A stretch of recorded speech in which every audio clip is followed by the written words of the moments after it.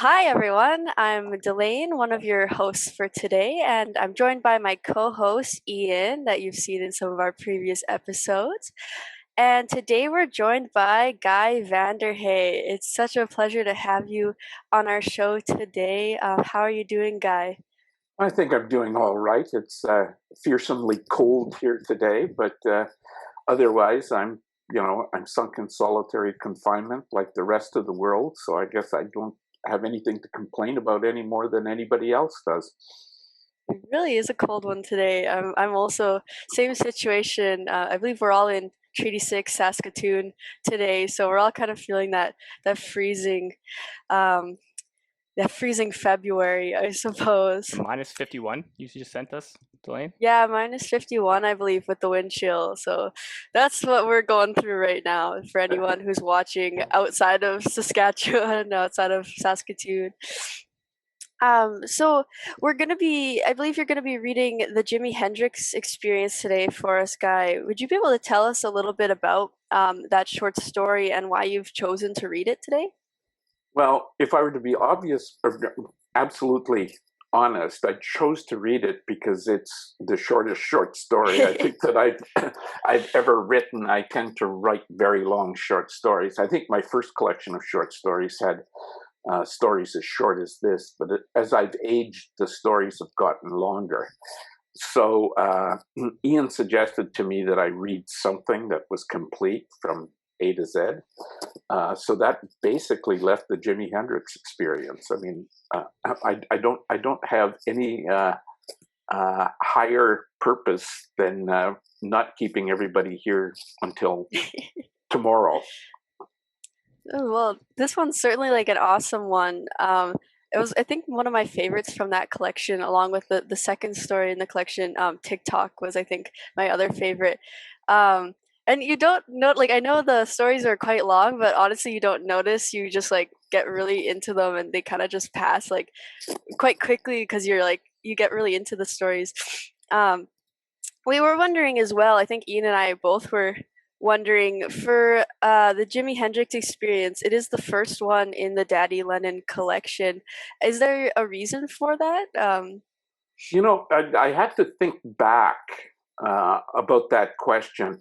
I think when my editor and I were talking about arranging the collection, we decided that we would attempt to go and because the stories aren't absolutely easily or evenly divided, that we would attempt to do a story from a younger person's perspective, followed by a story with someone from an older perspective. So that was part of it. And I think the other reason was that this story was written earlier than any other story in the collection. It actually went back to the late 1990s. And it also, unlike most of the other stories, I think there were one or two other stories in that collection that had been published outside of the short story collection. This one had actually had, I believe, about four appearances. It had first been published in a journal in Britain, and then I gave a reading at the American Association of Teachers of Creative Writing. And I read this story again because it sort of fit in with the time slot. And there seemed to be quite a bit of interest in it in terms of the people who were there. So it ended up getting anthologized in two American anthologies, and then it appeared in another anthology. So I think maybe my editor thought that it had a track record. So start with something that has a track record. I honestly can't remember exactly why the story ended up first in the collection, but those two things seem to have been floating at least floating out there in the discussions. Guy, is there something that kind of like glues Daddy Lennon together, like an idea or anything? Well, I mean, one of the things that I think was part of it when I started writing the collection was that I had published my first book was a book called Man Descending, and it was mostly stories about young men in their 20s and 30s, and I think part of the idea of this book was I wanted to revisit some of the same territory from a much later perspective. Man Descending was published in 1880 or 1980, 1982, 1882. It wasn't published in 1982. And in fact, many of the stories have been written in the 1970s. So, I was almost looking at a 40-year difference between the writing of those two books. So I think Daddy Lenin is revisiting some of the same territory and the same themes as my first collection of short stories. Do you want to share what those were? The themes? But the themes that are in both? Yeah, I mean, one of the things is that I think I wanted to look at what happens to men, or I'm always leery about speaking in universal terms, but what happens to men over time, or at least my perspective of what happens to men over time.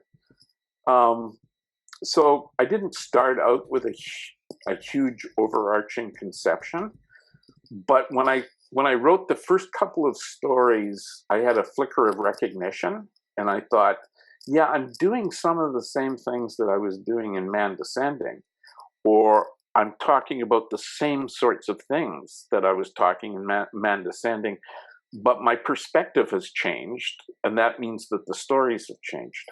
Is that from Carlos? I can't remember, but the idea that a writer kind of writes the same story, or they're concerned with the same kind of idea over and over and over. Yeah, that's F. Scott Fitzgerald. Okay, yeah. F. Scott Fitzgerald said, every writer keeps writing the same story over and over again, which is, in a sense, it's true, but it's also untrue. But there are things that arise in people's work over and over again. So if you look at someone like Ernest Hemingway, one of his recurring questions or interests is what he called grace under pressure. Yeah. Or William Faulkner's, returning to the history of the South, or Flannery O'Connor's questions about religion. And you can go on and on with every writer that they often write in some ways about the things that they obsess them. I think that's the easiest way to talk about it, is that most writers have an individual obsession of one kind or another, and that tends to be the center of their writing. Do you think they're asking the same question over and over, or do you think they're answering it in a different way, or maybe both? I think they're asking the same question over and over again. I mean, I'm always quoting other writers, but Chekhov said, "A writer doesn't solve a problem; he states the problem correctly." I like that. So I think that honest writers tend not to offer solutions, but if they're very lucky, they end up stating the problem correctly. Mm-hmm. I think it ties back nicely into this story and the idea of vagueness versus ambiguity. I think there's a lot of ambiguity in the story, but not necessarily vagueness. We know what happens, but there's a little bit of ambiguity of why or what is going to happen in the future. Right. I mean, one of the things is that as a form, I think that the short story form is suggestive. And if it's suggestive, it's not solving problems. It's giving you, the reader, and sometimes the writer, hopefully some sort of insight into the meaning of the narrative without ever baldly stating what that meaning is. I think it nudges readers towards the approach the writer would like them to take to the material. So sometimes you write a story that's more open-ended than another story. Some stories, I think, require a little bit more closure than another story. Mm-hmm. we were actually thinking about that in regards to this story, which once after you read it, maybe we'll return to that question of why you chose to end it in that way versus some of your other stories, which have a more concrete ending or even a flash forward. Right. But before we get into the short story, I did want to, you brought up how the short story form itself and what it lends to the reader. And that was actually something I wanted to ask you about too, because I know you're quite renowned for your short stories and you teach the short story course. And um, I was just wondering to you, like, what does the short story form lend itself to? Like, what are the things that the short story can do that like a novel or another form cannot? I think that what the short story is best at is actually crystallizing experience.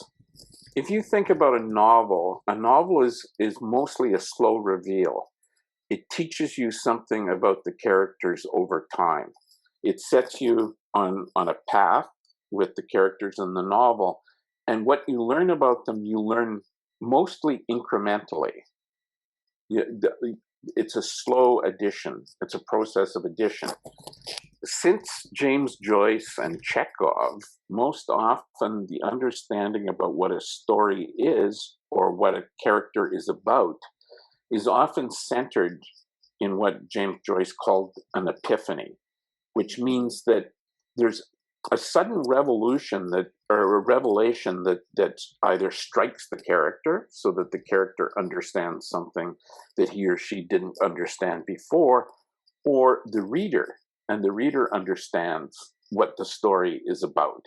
And that usually comes as a single moment in the story. That moment has been prepared, but if it works correctly, it's a flash of insight at the end of the story. And often that flash of insight may come with an image. Often short stories are more imagistic than novels, which doesn't mean that novels don't have images in them, but the explanation of a novel is seldom, I think, contained in a single image. Yeah, I think that's a really great way to put it. It kind of reminds me, I believe at the end of TikTok, the colors in the oil, um, in that short story, and that really was like striking to me. And I think that really ties into what you're saying about like realizations in like a flash or like an image tying to those realizations. Um, but yeah, would you mind reading that short story, The Jimi Hendrix Experience, for us now, perhaps, and then we can continue this discussion and build on it with your short story in mind as well. Sure. It's the summer of 1970, and I've got one lovely ambition. I want to have been born in Seattle, to be black, to be Jimi Hendrix. I want a burst of afro ablaze in a bank of stage lights, to own a corona of genius. I ache in bed listening to Purple Haze over and over again on my record player. The next night, it's all along the Watchtower. I'm 14, and I want to be one of the chosen, one of the possessed. To soak a guitar in lighter fluid, burn, baby, burn, to smash it to bits to the howls of thousands. I want to be a crazy man like Jimi Hendrix. What I didn't know then is that before my man Jimmy flamed his guitar at Monterey, he warned the cameraman to be sure to load plenty of film. This I learned much later, after he's dead. It's not a good time for me. After school finishes in June, my father moves us to a new city. All I have is Jimi Hendrix, Conrad, and Finty. I don't know what I'm doing with those last two, except that with school out for the summer, I lack opportunities to widen my circle of acquaintances. Beggars can't be choosers. Finty I meet outside a convenience store. He introduces me to Conrad. There's not much wrong with Finty. Born into a normal family, he'd have had a chance. Conrad is an entirely different story. Finty proudly informs me that Conrad's been known to set fire to garbage cans and heave them up onto garage roofs to prowl a car lot and do $10,000 worth of damage in the wink of an eye. He's a sniffer of model airplane glue, gasoline. That stuff I don't touch. It's impossible to imagine the great Jimi Hendrix with his snout stuffed in a plastic bag.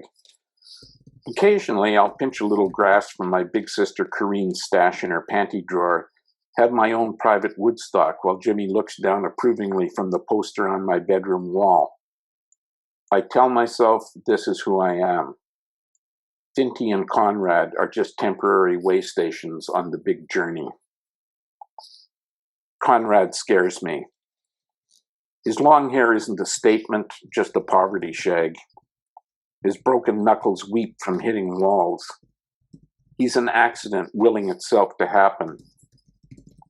The only person who comes close to scaring me as much is my father, a janitor who works the graveyard shift in a deadly office complex downtown, midnight to 8 in the morning.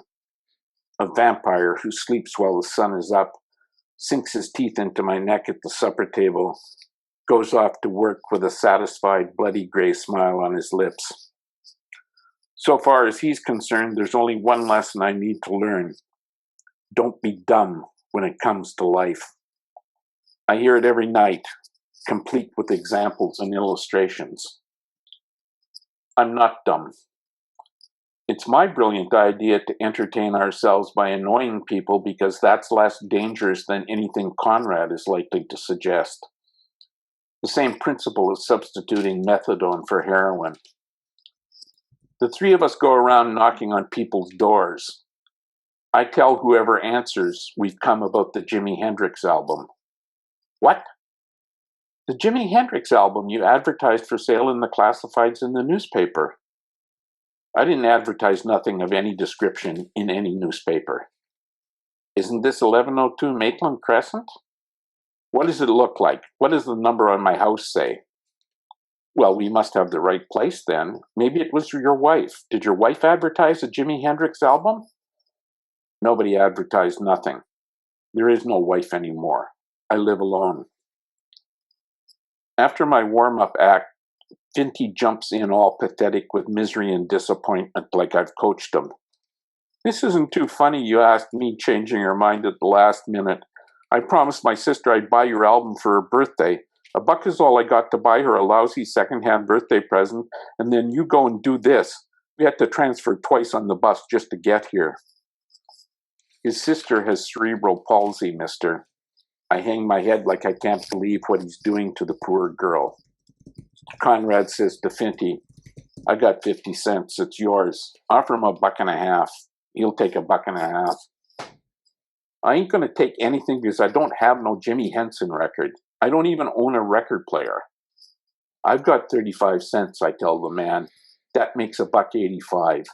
He needs the album for his sister. Music is all she has in life.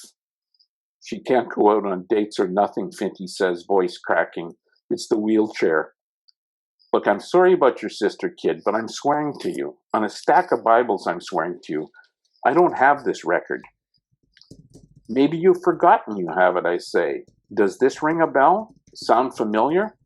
And I start cranking air guitar, doing Purple Haze, No Way the Poor Wiener Can Stop Me until I'm done screaming hard enough to make his ears bleed.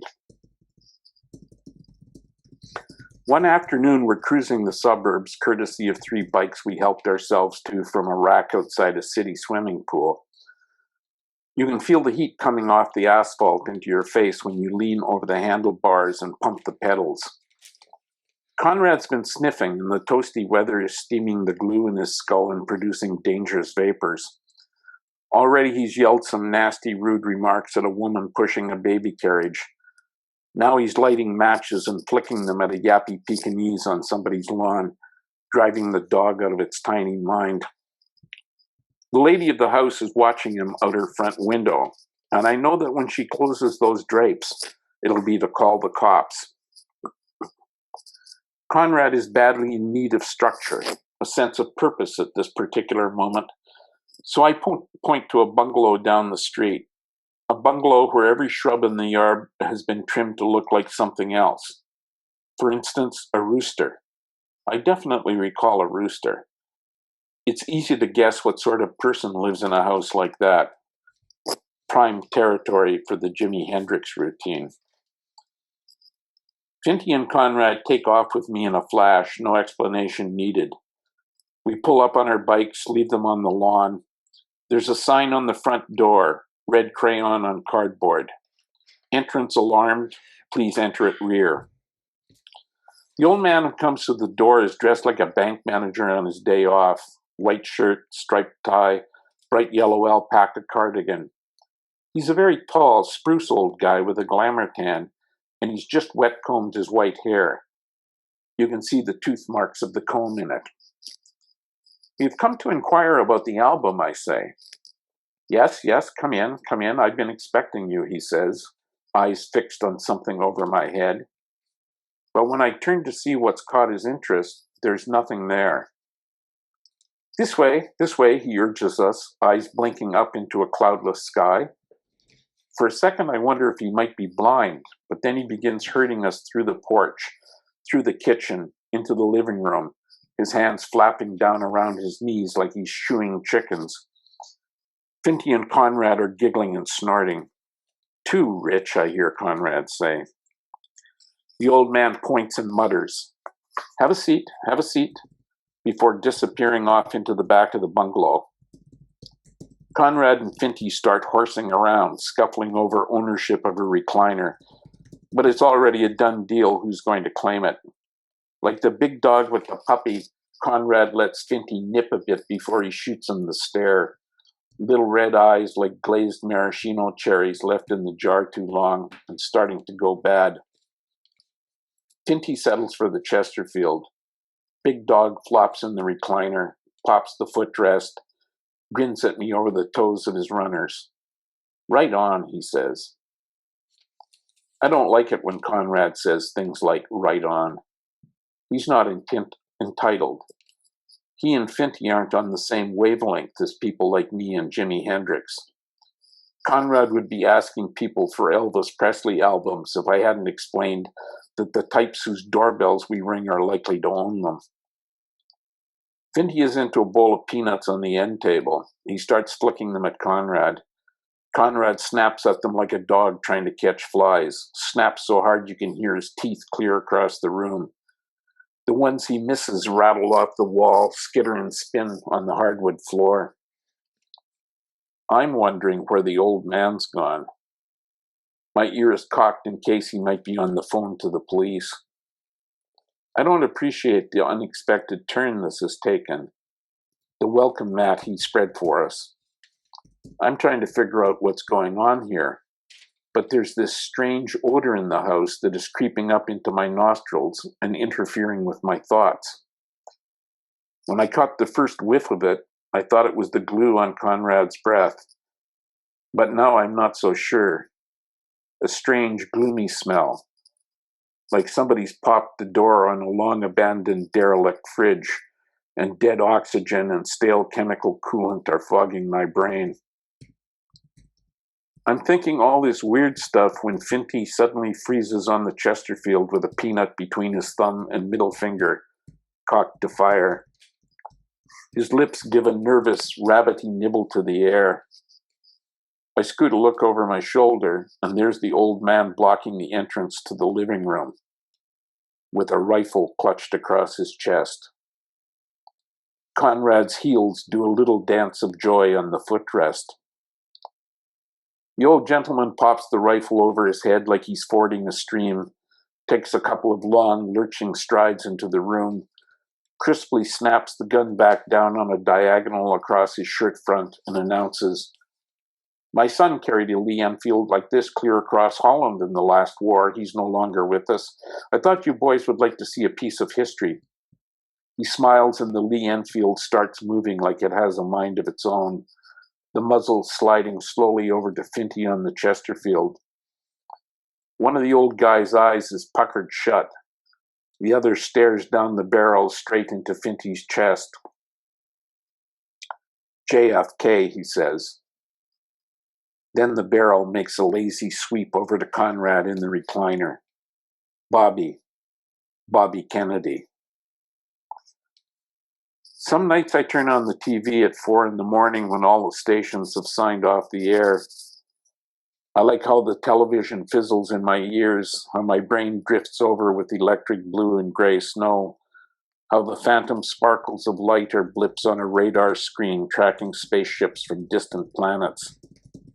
Similar things are happening in my head right now, but they feel bad instead of good. Get that out of my face, Conrad orders him. The old man doesn't budge. I could feel John and Bobby giving off copper right through the television screen. Lee Harvey Oswald could feel it, and Sirhan could feel it. I think as far as North America goes, we were the only three. Conrad squints suspiciously. What kind of bullshit are you talking? And you, says the old man, voice rising, you give off copper, and so does your friend by the peanut ball. Chemistry is destiny. Too much copper in the human system attracts the lightning bolt. Don't blame me. I'm not responsible. There's a long silence. Conrad's heels jitter angrily up and down on the footrest. Do you understand? The old man demands. Am I making myself clear? The question is for Conrad, but I'm the one who answers. I feel the old man requires something quick. Sure, right, we get it. He sends me a thoughtful nod as he lays the gun down at his feet. A second later, he's rummaging in his pockets, tearing out handfuls of change, spilling it down on the coffee table like metal hail, talking fast. Of course, there are always exceptions to the rule. Me, for one, I'm immune to the thunderbolt. I could walk clear through a mob of assassins with a pound of copper in my belly and no harm, untouchable. His fingers jerk through the coins, shoving the pennies to one side. Suddenly, his neck goes rigid. A gray, furry tongue very slowly pushes out from between his lips. The old man picks up a penny and shows it to each of us in turn, like a magician getting ready to perform a trick. Presses the penny carefully down on his tongue like he's sticking a stamp on an envelope. Squeezes his eyes tightly shut. Draws the penny slowly back into his mouth and swallows. We watch him standing there, swaying back and forth, a pulse beating in his eyelids. Conrad has had enough of this. Hey, you, he shouts. Hey, you, I'm talking to you. The old man's eyes flutter open. It's like watching a baby wake up. We don't give a shit how many pennies you can swallow, Conrad says. We hear about the album, the famous album. Right, the album, of course, says the old man, springing up to an ottoman, flipping up the lid. And another thing, Conrad warns him, winking at me. Don't try and pass any golden oldies off on us. Troy here's a hippie. He's got standards. You know what a hippie is? Yeah, says Finty, taking heart from Conrad. You know what a hippie is? The old man drags a bulging photograph album out of the ottoman, drops it on the coffee table, sinks to his knees on the hardwood beside it. You'd think it was story time at Pooh Corner in the children's room at the library, the way he turns the pages for us. The pictures are black and white, each one a snapshot of a road under construction. All of them taken just as the sun was rising or setting. The camera aimed straight down the highway to where it disappears into a haze of pale light riding the horizon. There are no people in any of the pictures, only occasional pieces of old-fashioned earth-moving equipment parked in the ditches, looking like they were abandoned when everybody fled from the aliens, from the plague, or whatever. Conrad grunts. What the hell is this? An example of the law of diminishing returns, the old man replies, dreamily turning the pages. In a former life, I was a highway builder, unrecognized for my excellence. How come there's nobody in these pictures, Conrad wants to know. Pictures without people in them are a fucking waste of film. Oh, but there is a person, the old man corrects him. Identify him. I think it's evident who he is, although there has been argument. If you would confirm his identity, it would certainly be very much appreciated. Conrad and Finty peered down hard at the snapshots, as if there really might be a human being lurking in them. After about 30 seconds, Conrad gives up, irritably declares, "There's nobody in any picture here." He fades in and fades out. Sometimes he's there and sometimes he's not, but he's very definitely there now. You'll recognize him, the old man assures us. By now, Conrad suspects the old man is pulling a fast one, some senior citizen variation on the Jimi Hendrix Experience. "Oh yeah, I see him now. Jimi Hendrix peeking around that big machine in the ditch. That's him, isn't it, Finty, old Jimmy Jimbo?" He jabs Finty in the ribs with his elbow, hard enough to make him squeak. Wrong. The person in question is definitely in the middle of the road, walking towards us. Look again. This only pisses Conrad off. "Right, I ain't stupid. Don't try and pull this crap on me." "Please describe him," the old man says calmly, patiently. "Here's a description for you. An empty road. Get a pair of fucking glasses, you blind old prick." "So that's your line." The old man's voice has started to tremble. It sounds a little like Finty's when he starts about his sister in the wheelchair, only genuine. "Just a road. Just a road," the boy says. He stabs his finger down on the photograph so hard it crinkles, turns to Finty. "You, young man, describe him." "Huh?" Finty glances over to Conrad for help. "Knock, knock, who's there?" The old man's finger taps the photograph urgently, bounces with blinding speed. "Who's there? Who's there? Knock, knock! Knock, knock!" Conrad juts his jaw at Finty, a warning. "Don't you say nothing. Don't you give him nothing." The old man slaps his knee, face alive with joy. "Not thinking, were you?" he shouts. "Tell him not to give me anything. Why, that's an admission there's something to give away. What a slip, cat out of the bag." He snatches up the album, shoves it into my hands. Tiny points of sweat break out on his forehead. Somehow, I think of them as icy. They put me in mind of liquefying Freon or whatever gas they pump into refrigerators to keep them cold. The chemical smell is industrial strength. It's coming from him. "The truth now," he whispers to me. "Tell me what you see." I feel Conrad staring at me. Hear him say, "Nothing there, Troy. Nothing." I gaze down at an empty road scraped raw by grater blades, patches of earth seeping a greasy dampness. A burr of murky light bristles on the horizon. "Just a road," I say. My own voice sounds weird to me, like it's coming from a ventriloquist dummy. "But roads don't just happen," coaxes the old man gently. "No." "So tell me, who else is in the photograph?" It's no different from staring into the blank television screen. The snow shifting, forming faces of famous people locked in the circuitry from old programs. The hiss of static turning into favorite songs. Guitar chords whining and dying. "He's playing head games with us, Troy," Conrad warns. "Fuck him, fucking lunatic, fucking crazy old coot." The old man leans in very close to me. I feel his alpaca sweater brushing the hairs on my bare arm. It's like static electricity. "Tell the truth," he murmurs. "Who do you see?" I hold my breath and then I say it. "You." "Yes," says the old man. When he does, I sense Conrad rising to his feet, sense his shadow staggering between the two of us. And my head. What do you see above my head? "Enough of this shit, Troy," Conrad says. I look at the picture, the old man's shaky finger guiding me to the pale gray froth on the horizon. He rests it there, the phantom light crowning his nail. Light.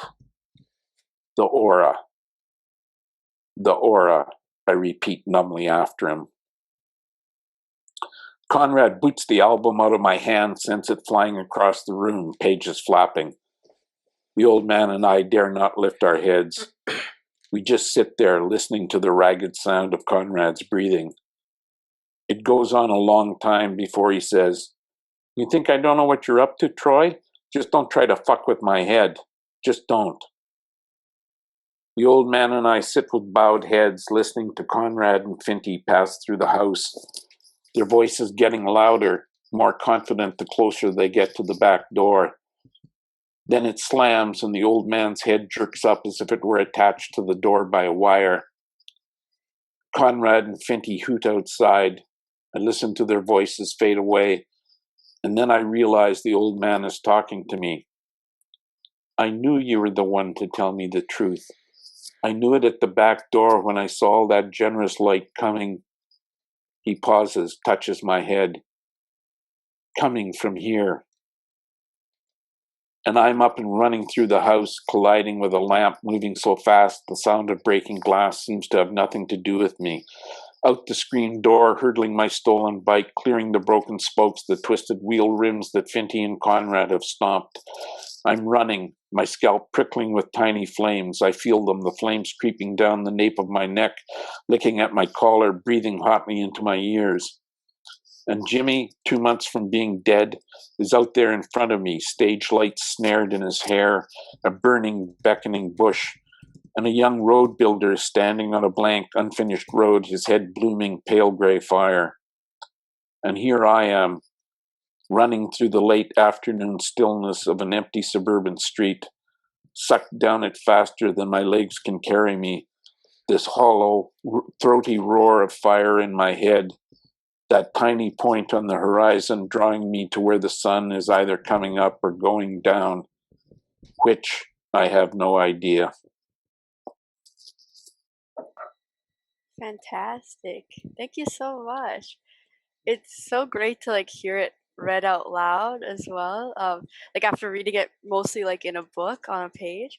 Um, it's such a stunning short story in my opinion, and like the ending as well is so like it like makes you like stop. Like I think I had to like set down the book for a bit afterwards. After like I read the first story and I was like, I just had to like think about it for a while, which I think um really shows how like short stories really have that like ability to like leave such a strong impression in the reader's mind. I also Um think that's the power of ambiguity, that it forces mhm, you to sit and digest. totally.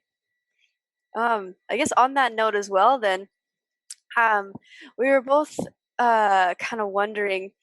For me, when I was thinking about the ending of this story, it reminded me of John Updike's A and P story, Mhm. where I believe we talked about it in also your class when I was in it a couple of years ago, um, about how the ending is an ending of possibility, and we don't know in this case as well what happens to the narrator at the end of the story, whether the sun is going up or down and what the future looks like.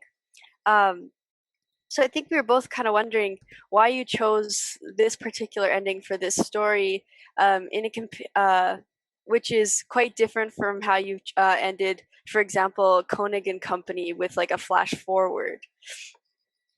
Right.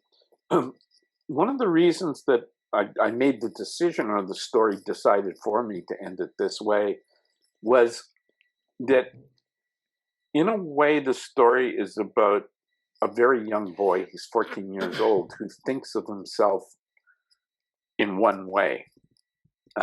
He thinks of him, he says that he wants to basically have a corona of genius, right? He wants to Mhm. be surrounded with a certain kind of aura, the same sort of aura that Jimi Hendrix has. And then he encounters this very strange old man who may have dementia, or may just simply be a very strange old man. And this very strange old man tells him that he recognizes something in the boy that they share in common. Mhm. And in one way, this really terrifies this kid, this 14-year-old kid, because I don't want to state it too explicitly. Mhm. He sees the possibility of another future for him, that it's not a future of soaking guitars in lighter fluid and having thousands of people scream for him. That could be his future. He may end up in the future an old man in a yellow alpaca sweater, who's who's kind of frighteningly strange. Mm-hmm. And I think the other part of that open-ended story is this whole idea of auras. There's auras everywhere. And there's the aura that a setting sun gives off, and there's an aura that a declining sun sets off. And he, like most of us, doesn't know what the future is. And I think at that moment he realizes that things may not necessarily turn out the way he wants them to, or he thinks they might do. I mean, in one way, this kid keeps on making distinctions between himself and Findley and Conrad, right? He even says things like, Conrad has no right to say right on, because he's not in the same league as Jimi Hendrix and me. I mean, psychologically, this kid thinks of himself as kind of in a league with Jimi Hendrix, and kind of like way smarter than Findley and Conrad. He says, I'm not dumb when it comes to life. He says, my father's always trying to tell me not to be dumb when it comes to life. I'm not dumb when it comes to life. But then suddenly he realizes that, well, maybe stuff happens that he can't anticipate. I think that's a great way too to just show, like, when you are young and you just feel like you know everything, and I feel like there's really that like element at the heart of this story where it's like you know everything and you feel like you know how you're gonna end up and you feel so assured of like who you are, but then as you get older, I feel like even now that I'm done undergrad, I feel like I've like changed a lot as a person, and like just like how much change can happen in like over time, and how your identity, you become less sure over time, honestly. Sometimes. I think it's interesting. There's also that like connection of, like, to be Jimi Hendrix, I'm sure he has to have had some kind of, I think it's kind of like a common thing with artists or someone trying to express themselves. You almost have to have this psychological grandiosity to even want to do that, right? So, but then that can also turn into, that an actual psychological issue of grandiosity, right? Yeah, no, I mean, the thing is that he's all aspiration, this kid. But the aspiration's pretty vague. He says he wants to be a crazy man like Jimi Hendrix. And then he encounters a crazy man, and he finds out that, like, maybe being a crazy man is more scary than I ever thought it would be. And the thing is, as he says at the end of the story, Jimi Hendrix was 2 months from being dead when this happened. And so what happened to Jimi Hendrix, the crazy man? He ended up dead. It does remind me of something I was thinking the whole time. Because he obviously, this is told, most of it in the present tense. But in the beginning, it's in the past tense, and he's obviously telling it from some point in the future. But as a reader, we don't know what point in the future that is. But then you leave it as if this open-ended future, like looking, like the reader looks to the future or tries to understand something about the child's future, but it is already told in the future or from the point of the future. I mean, one of the things is that it's like the double I that short stories are told from. There's the I that the story is happening to, okay, and there's the I who's reflecting on the story that they're telling from a point in the future. So this is left really indefinite about at what point this story is being told from. But it shifts into the present tense because whoever's telling it feels himself absolutely in the moment as he did when he was 14 years old. So the past tense has no place in his telling of the story because he's so deeply into the story. It's like, I'm back where I was when I was 14. And do you imagine him telling it to somebody or himself, that double I? Himself. Himself. It Mhm. is interesting because then I also noticed that one, he doesn't explain, like describe himself, which makes sense if you're talking to yourself. You already know what yourself looks like, and then also he never says his name, which also makes sense. You don't need to introduce yourself to yourself, and you only hear his name when somebody actually says it in dialogue. Like the weird conventions of the first person are that sometimes you get a first person in which someone is speaking to specifically to someone. Then you have the first person in which someone is actually talking to themselves. And then there's the other first person, which just assumes almost like an impersonal audience out there. Okay, and you're just speaking the story to whoever may be listening. Mhm. In my mind, this story is it's reflective, and that's why it ends up in the first person because Troy, who's telling the story, is right back in that moment in time. That's like really interesting too, how like we can like narratives can be like layered in that way. And I think there is like that sense, you can tell when reading it that it's a sense that this is Troy's experience, and in a way like how Ian was talking about the um the past and present kind of blending together. Like it's, you can tell that it's like it's Troy at some indefinite time in the future. But yeah, that ambiguity and like that telling it to himself, like you wouldn't have to place what time it is if you're telling it to yourself. I find that really interesting. You're saying because it's more of a reflection. That's how you came to that conclusion of like how you're going to narrate the story. But was that intuitive, or was that like by design that you had to think it through? No, I would say that it was intuitive, but then probably, I mean, this story is like over 20 years old.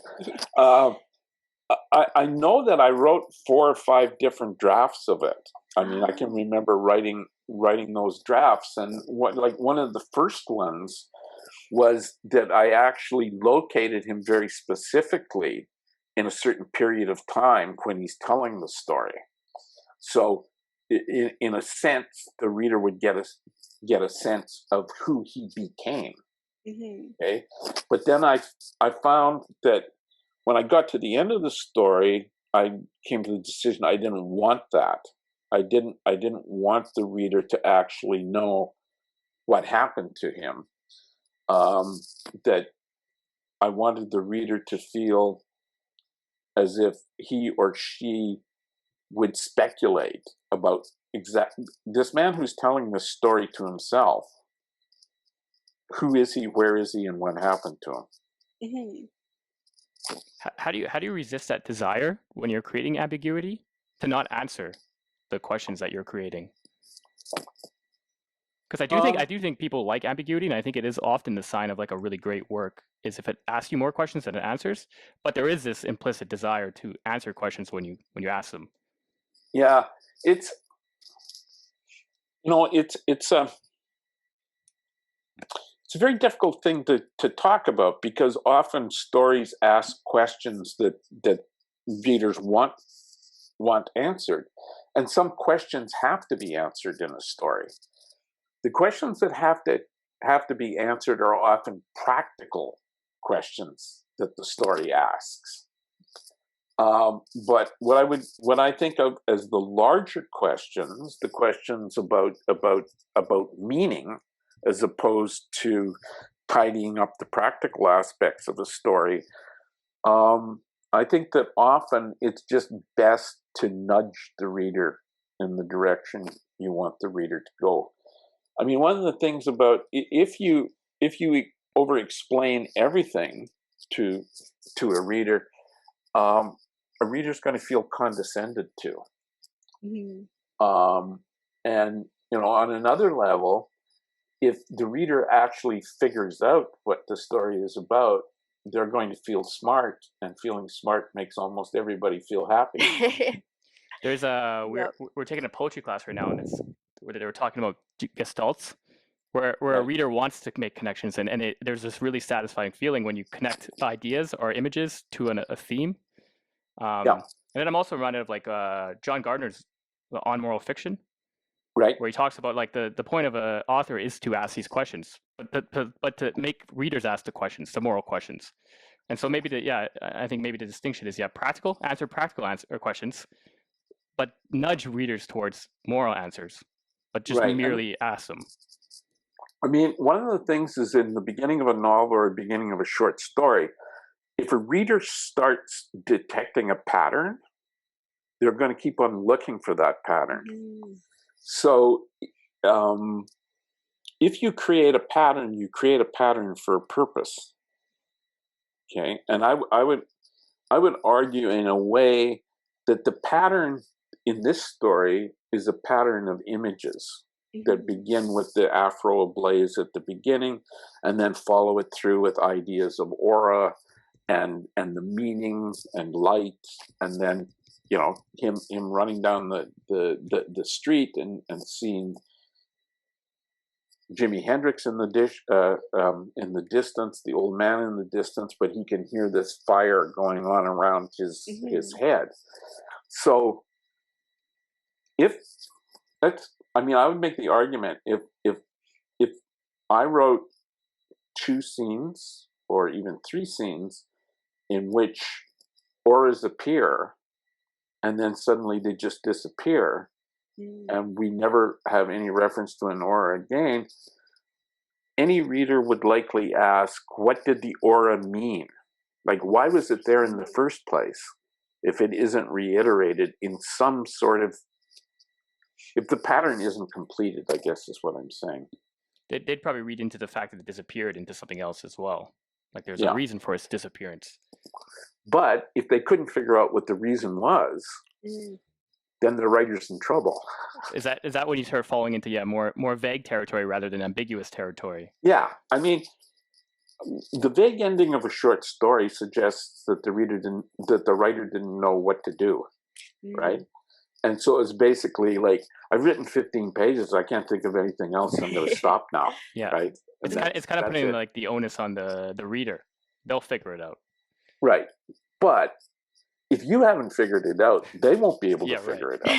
Right. I mean, sometimes in class, I talk about the Martian Theory.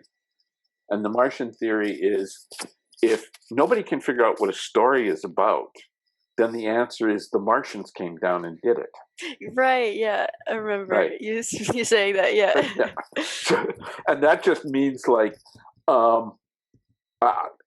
I have no idea what this is. I have no idea what it's about. So the only way I can explain it is by like the extraterrestrial being who came down and did these things and made these things happen. Because otherwise, there's no earthly sense to them. I remember you also bringing up something when I was in that course about how even if something is based on a true story, it has to ring true to the reader. So regardless of whether or not the story that's being told is true, if it doesn't have that sense of trueness, it becomes unbelievable to the reader. And yeah, I mean, one of the things that a writer has to do is convince the reader. And if you're convincing enough, you can make the most unbelievable thing seem as if it could happen. If you're not convincing, it just seems unbelievable. You say, well, I don't believe that. It couldn't happen.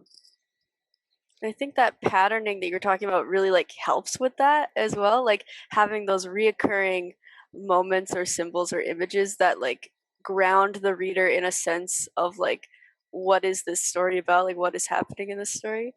And then eventually it might become intuitive, but maybe thinking for like I guess like Ian and I, for like writers who are like in programs or like thinking and trying to get towards that point of having things like out there. And I guess maybe a strategy could be looking for those patterns in our own work.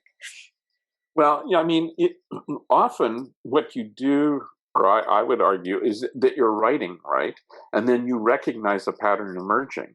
And then you say to yourself, okay, how can I strengthen my story by actually working with this pattern? Often things appear unconsciously, and you say to yourself, you start recognizing a pattern. As a writer, you recognize a pattern, and then you say to yourself, what can I do with this pattern? Or how can I exploit this image? Or how can this conversation that happened on page 2 that seemed to have a meaning for me, but I wasn't quite sure what that meaning was. Now I see an opportunity to actually reinforce the meaning of that conversation that I had and make full use of it. Do you remember what was the kind of thing that you held in your mind, or the seed or impetus of this story? Just an image of Jim. There's a famous image of Jimi Hendrix backlit with a light at a conference, right? And it looks like his hair is on fire, right? And then he too was famous for at the Monterey Festival when he set fire to his guitar with lighter fluid. So I was kind of thinking about the image of fire, the image of Honora. What do those things mean? What might they mean? What might they mean to a 14-year-old kid who's obsessed with, the idea of genius or celebrity or fame, or even just like getting out of his life? I'm 14 years old and I hate my old man, and I want to be someplace else, and I'm imagining myself someplace else. Did you imagine yourself as a 14-year-old boy, or did you imagine a different 14-year-old boy? I wasn't that 14-year-old boy, but I sure as hell wanted to get out from where I was.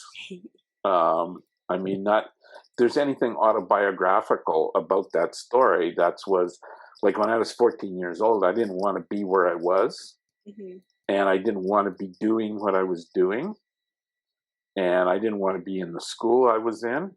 I wanted out. So the details are very different, but part of the impulse of the story is a kid who's not particularly happy with his life.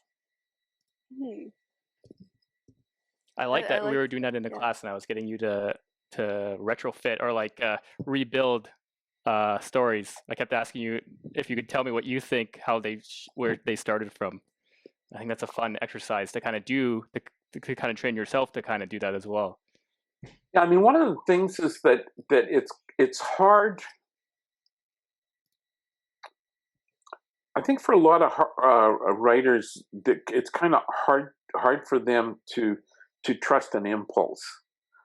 That what they feel that they need a plan or a plot before they start writing. And I'm not saying that it's not a good thing to have a plan or a plot. All I'm saying is that you don't always need a plan or a plot. And that if something takes hold of you and seems to intrigue you, then try it out and just try and run with it.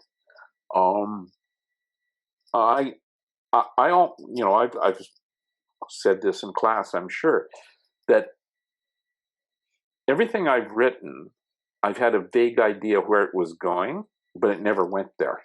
It went someplace else. And I figured out where it was going and where it should go in writing the story. I really like sorry, that. go ahead, Delane. Okay. I was just thinking also when you were saying that recently for our poetry class, we've kind of been told to have a daily writing practice kind of on free thinking and letting yourself really just go with the flow of your thoughts, and then afterwards maybe put more of a focus into certain areas in another writing period. And I find for me that's really helped with what you were talking about, that kind of idea of feeling trust in yourself and your intuition and going with those ideas that are striking, and not being afraid if you don't know where you're going at first. Yeah, I mean, one of the things that I think that sometimes the study of literature does, it looks at something and explains it. Okay. And you can pick up the idea that the explanation came, that the explanation was the basis for the writing of something. You know, it's looking, it's like looking at,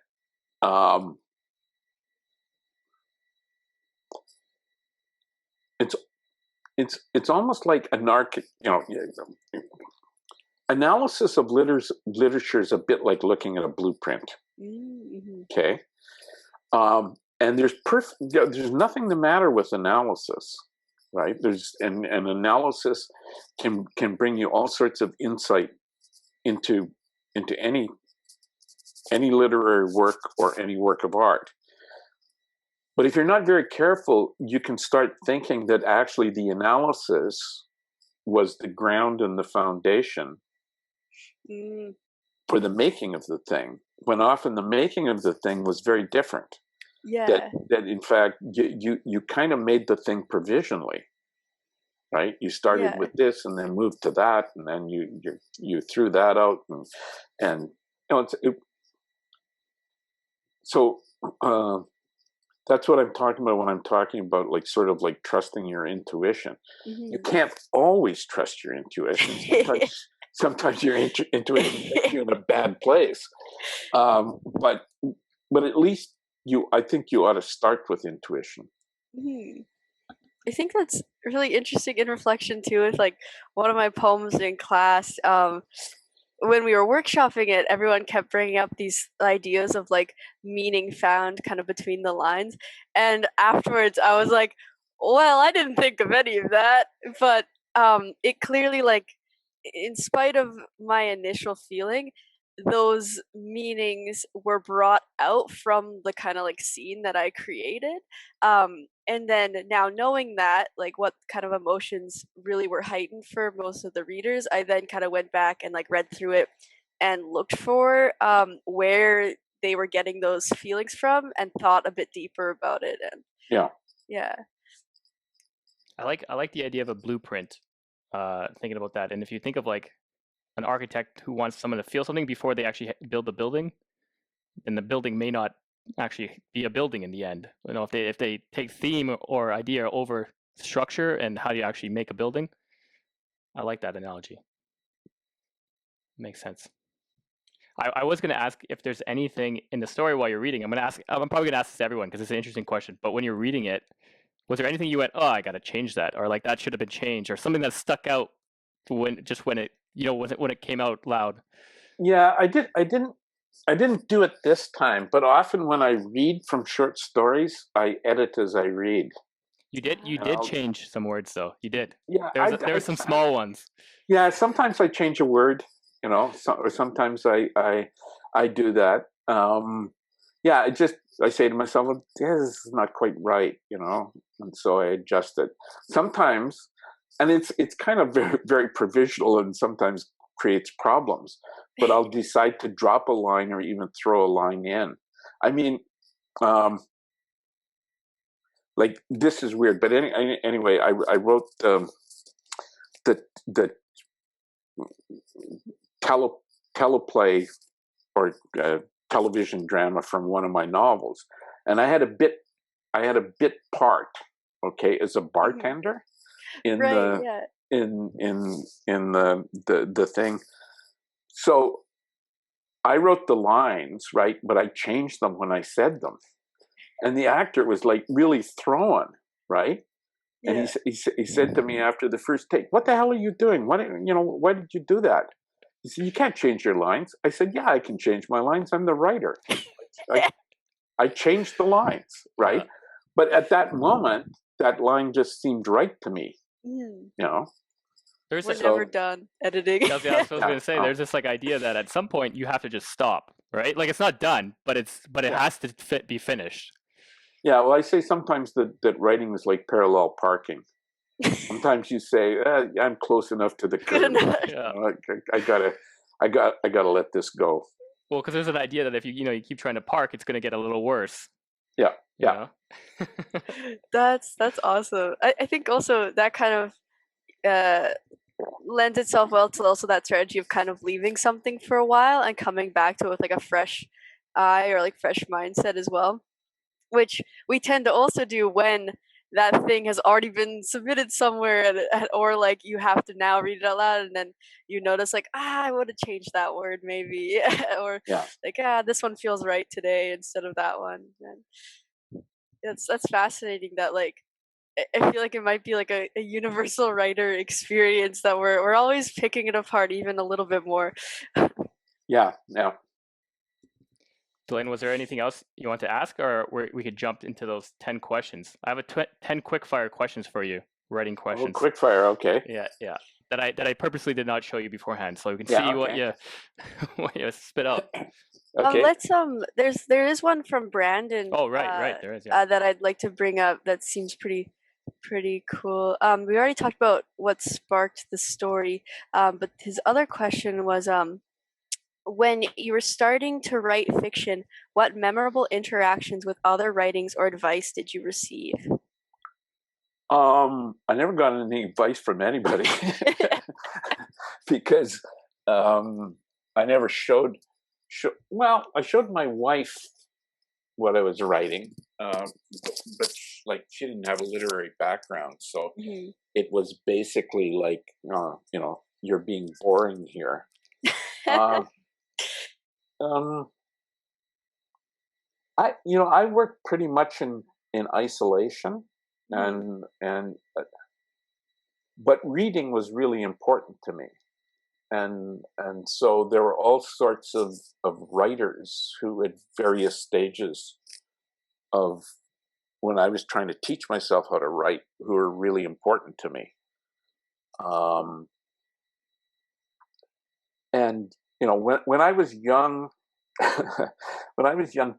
Canada was kind of like going through a phase of cultural nationalism, Oh yeah. which doesn't really exist anymore. But one of the things was that there was a sense that there wasn't a national literature, right?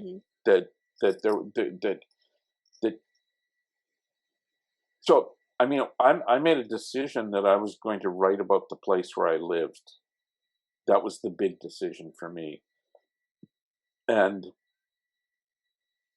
I made a decision not to pretend that I was from someplace else, or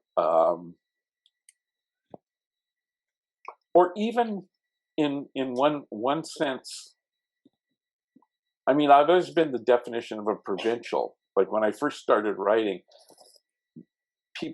I did an interview with Peter Zofsky after my first book won the Governor General's Award, and he kind of said, well, I'm sure you'll be moving to Toronto. And I said, why? Right? Which took him aback, and then got him a bunch of letters from outraged readers. So I was always very much,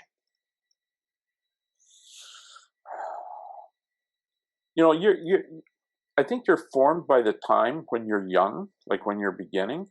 And so for me, it wasn't that I didn't read widely and that I didn't read, European literature and American literature and British literature and everything I could lay my hands on. But when I was starting writing, it was the Canadian writers who were the most important to me, people like Alice Munro and Clark Blaze and a whole series of writers. And they gave me what I thought was like the permission to write about my own country. Because up until that point in time, I think a lot of people thought that Canadian was just meant second rate. And a writer like Alice Munro proved that no, it didn't mean second rate. Or Margaret Atwood proved no, it didn't mean second rate. Or Mordecai Richler, or Timothy Findley, or I could name a whole bunch of people. And so, yeah, I mean that's what maybe gave me my confidence to write about the place where I lived. You had mentioned, and it's something that stuck with me because it's something I've just recently gone through. But you mentioned in our class that George Saunders was writing like Hemingway for quite a while, and someone said that, and then he realized that what was missing from his writing was himself. And was that almost kind of that same kind of epiphany that you had, and that's what you're talking about now? I'm talking about that, and I'm also talking about that when I said that I had to write out of the place where I lived, that also meant that I had to write out of my own experience, right? That I couldn't pretend to be anybody than what I was, and which doesn't mean that means that you're banishing imagination from your work, but that you have to accept. In a sense, I think you have to accept who you are and work with that, and make it work for you. Mm-hmm.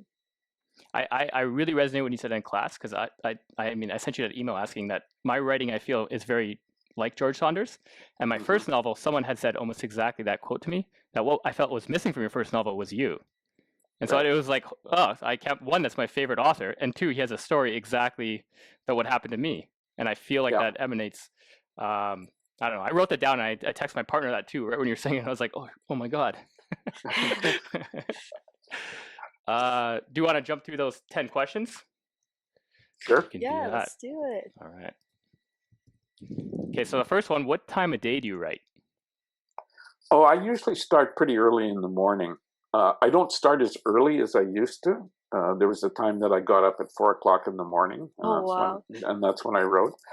I've gotten lazy and a slug of bed. I stay in bed till about 5:30 or 6:00. So. That's being lazy. So I'm not going to reveal when I get up now. But usually, I write right in the morning. Mm-hmm.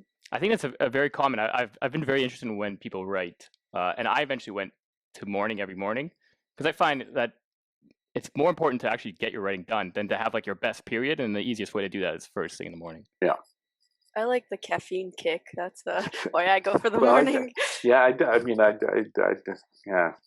drink way too much coffee. But. I was talking about how to build habits, and it is one way to do it is actually tie it to something you enjoy, which is like coffee. So if you like, I'm going to write and then I get my coffee, your brain doesn't know which serotonin you're getting. Is it from the writing or from the coffee? It almost sounds kind of bad. No, you're using your addiction to help you. Yeah. Do you have a daily writing goal? No. I mean, there are writers who say, I have to do so many words, or I have to write for so long. I've never really believed in for instance, like a word count, because I keep on thinking a person would be inclined to rush it to get to their word count so they could quit for the day. What I attempt to do is I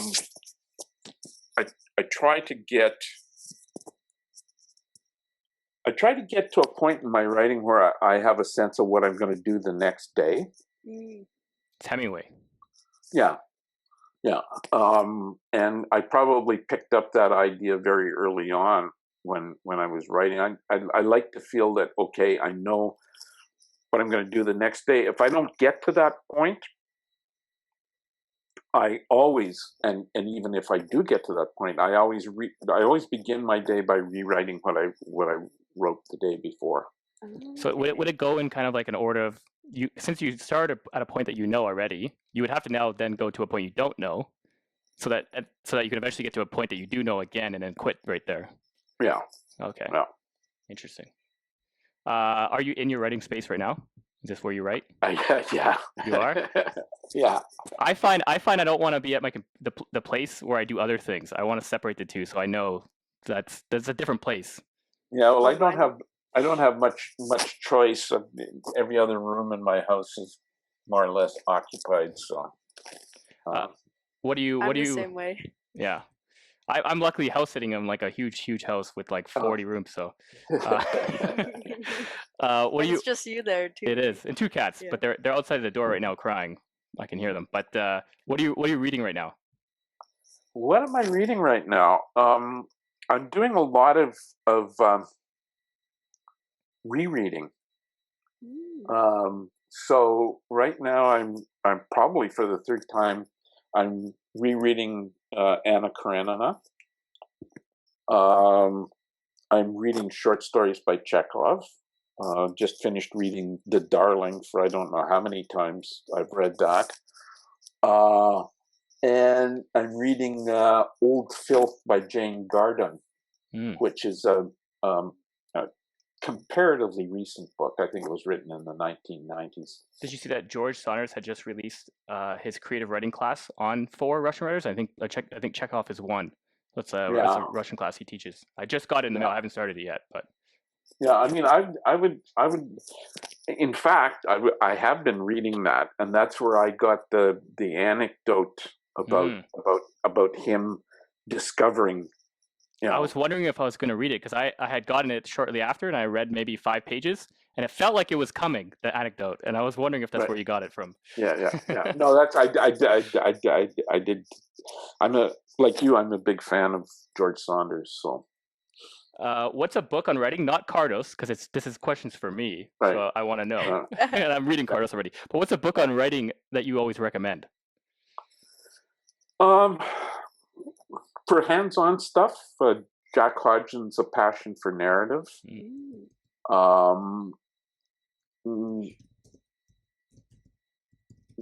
John Gardner's very good. That was my first big one that the Art of Fiction was something that was changing my idea of how I see it. Right. So Gardner's good. Madison Smart Bell is pretty good, but he's kind of more theoretical. And quite frankly, I don't read many. It's odd for a guy who teaches creative writing. I don't read books about creative writing. I was going to stop the interview right there, and that's where it's going to end. I don't read books. I don't read books. Just cut it. So if I get desk copies of a creative writing text, I flip through it. If it looks to me no better than what I'm using, Cardos is relatively recent, but I don't actually. I never read a book on creative writing. Well, no, that's not true. I did read Gardner. I read Gardner, but I actually read Gardner after I had published.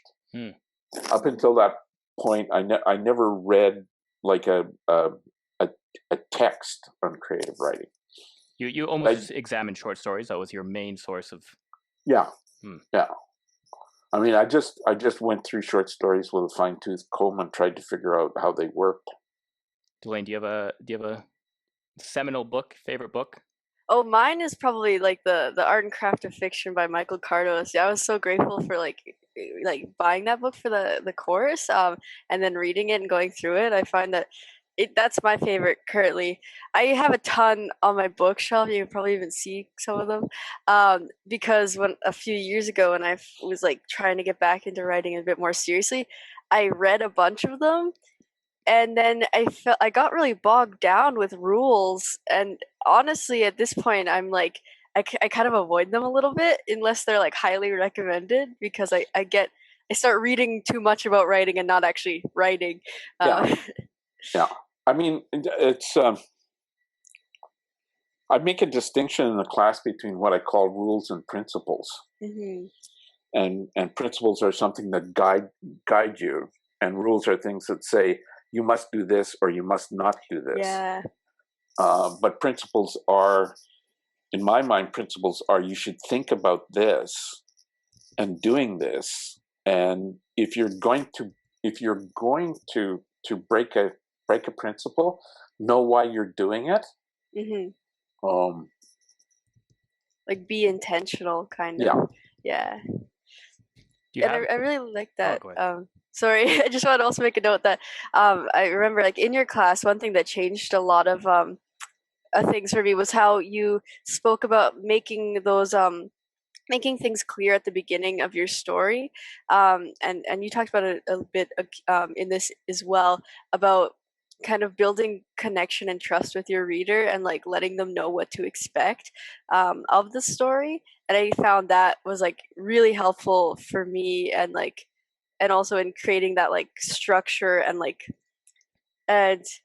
yeah, I think that's a great principle to to follow. Yeah. Yeah, I keep on repeating the same thing. A writer teaches the reader how to read his or her story. Yeah. You make a contract with the reader, and you say, "You can trust me to do this, okay? Because I'm not going to let you down, right?" Mm-hmm. So this is what kind of story this is, and I keep on going always back to almost the same thing, like Kafka. If Kafka says to you, Gregor Samsa woke up and he was a cockroach or a big bug in his bed, then you know what kind of story that is, right? You say, okay, but if Kafka had written a story that read like a realistic story, okay, and then halfway through the story, suddenly Gregor Samsa walks into his parents' kitchen, and he's a cockroach. Any reader would say, "What the hell is going on here?" Yeah. Right? So, a lot of writing fiction is foundational, right? You build a foundation, and if the foundation is solid, then everything else is going to hold. So if you lay out what kind of story you're writing, and you make that clear to the reader at the beginning, then you have a decent foundation. The next question was going to be in terms of or what's something on about writing that's been on your mind lately, and it feels like that's basically the answer, unless you have something different. No, that's it. Teacher reader. I do notice that short stories do that much quicker, and they have to, than a novel. It takes a little while, like almost couple, like 30-40 pages before you really kind of feel comfortable in the story. Right. And one of the things about a novel is because